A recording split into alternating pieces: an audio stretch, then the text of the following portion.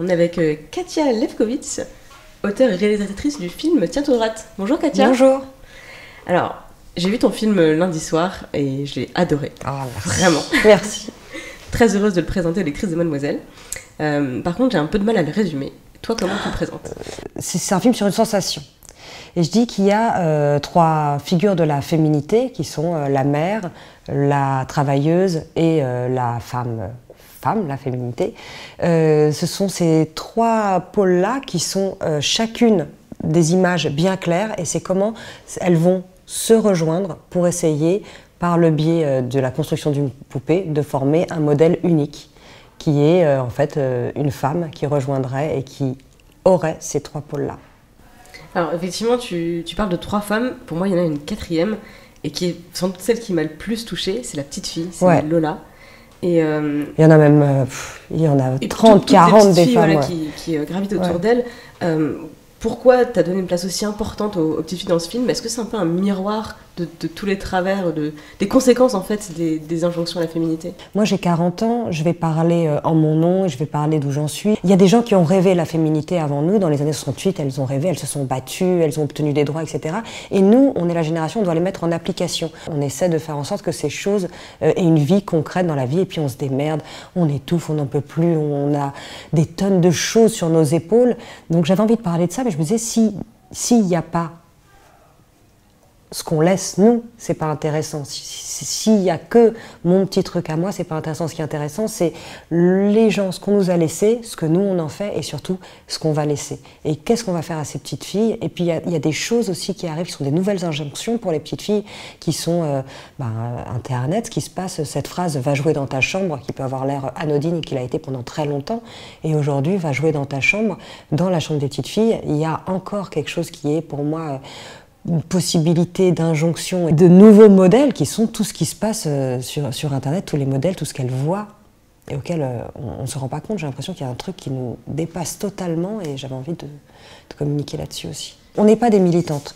Nous, j'ai l'impression qu'on subit énormément de choses et on est la somme d'injonctions, on est la somme, on essaie de se débrouiller avec ça. Là où moi j'espère que le film il n'est pas pessimiste, c'est que je pense que si on fait le catalogue, moi c'était mon idée de me dire de faire le catalogue de choses qu'on fait, ce sont des petites choses quotidiennes, c'est pas grand chose.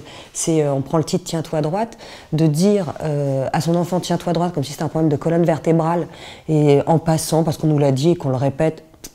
Par contre, de juste réfléchir au sens et de se dire, si je disais à mon enfant, à mon fils ou à ma fille, si je leur disais dans la vie, ma fille, tiens-toi droite, sois fière, tiens-toi droite, sois une personne, c'est pas grand-chose, il faut juste réfléchir, mais c'est des choses, on a la possibilité de changer toutes ces choses-là, sont des choses concrètes. Donc j'essaie de faire un catalogue de toutes les choses qu'on fait, qu'on subit, en se disant, mais en fait, là-dessus, je peux agir. C'est pas grand-chose. Là-dessus, je peux repenser ça, je peux ne pas le refaire. Et là-dessus, j'espère que c'est un film optimiste.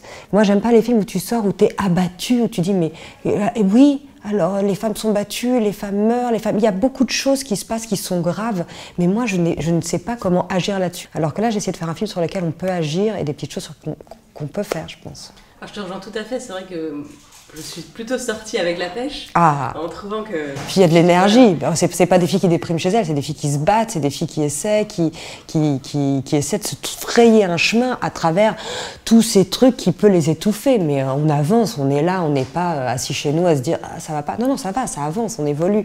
Moi je suis plutôt quelqu'un de très très très optimiste. J'ai l'impression que tu as matérialisé les obstacles invisibles qui sont sur le chemin de ces différentes femmes. Enfin, je trouve que tu désenchantes pas mal la maternité sans la dévaloriser.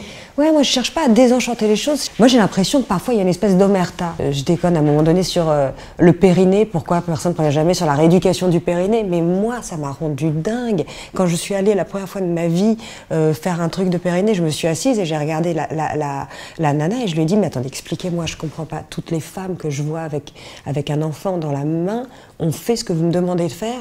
Et elle me dit oui, j'ai appelé ma soeur, j'ai appelé mes amis, je dis mais je comprends pas, pourquoi? Elles m'ont dit non, ça c'était trop humiliant. Moi je pense que si on se dit ce qui va, mais si on se dit aussi ce qui va pas, et si on communique là-dessus, ça nous permettrait de respirer et d'aller plus vite. Mais cette espèce de truc il y a tellement de choses qu'on ne dit pas, tellement de choses où on dit toujours ça va, j'avance, ça va. Non, il y a des choses ça va, on avance, mais des trucs, faut qu'on change, faut qu'on bouge.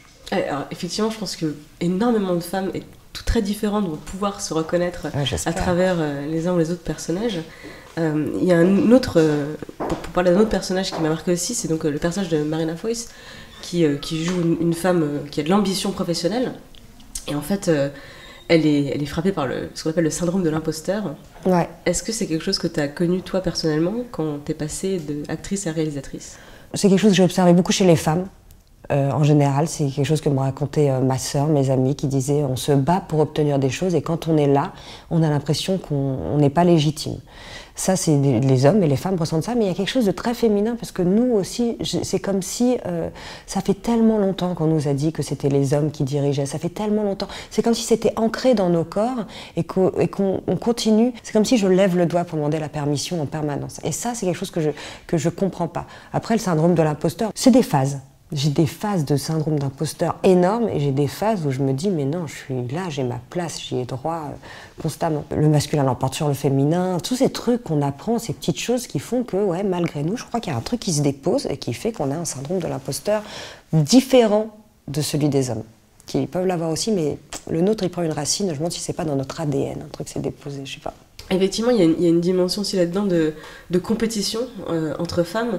Et alors, c'est marrant parce que dans le film, il y a les deux dimensions. Il y a à la fois l'espèce de sororité qui fait qu'on se serre les coudes pour se sortir de situations de problèmes, et à la fois un espèce d'affrontement intergénérationnel entre l'héritage, celles qui estiment avoir déjà fait des combats et fait leur part du boulot, entre guillemets, et celles qui sont de l'autre côté en disant mais vous vous rendez compte, vous avez pas réglé grand chose en fait.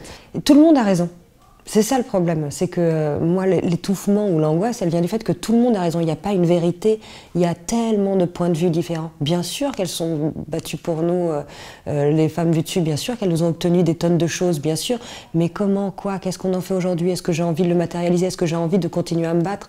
Moi j'ai plutôt l'impression qu'il faudrait qu'on se dise, j'ai pas à me battre, c'est mon évidence, je suis l'égale de l'homme, j'ai plus envie de me battre moi.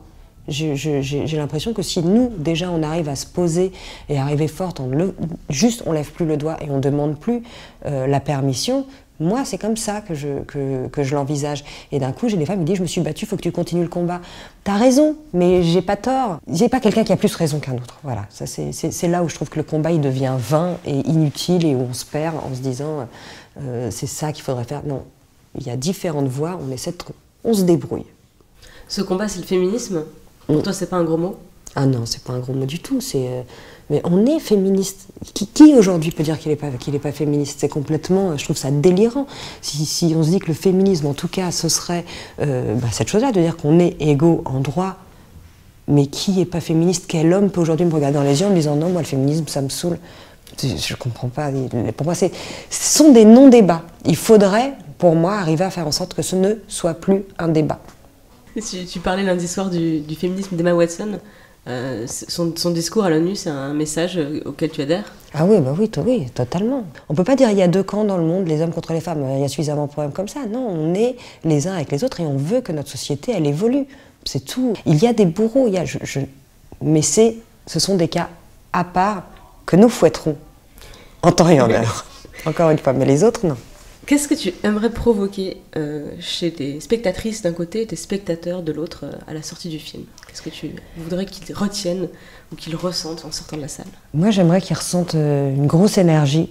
Et j'aimerais pouvoir qu'il y ait cette dimension ludique à regarder le film, à ressentir peut-être pour les hommes cette espèce d'étau qu'on peut ressentir et la galère dans laquelle on est de vouloir tout et de vouloir tellement et de se charger tellement qu'ils le ressentent. J'aimerais qu'on le ressente, pas qu'on le comprenne, mais qu'on le sente. Et après qu'on se dise, voilà, tiens, sur quoi j'agis. L'image de la femme, c'est vraiment un thème central de ton film.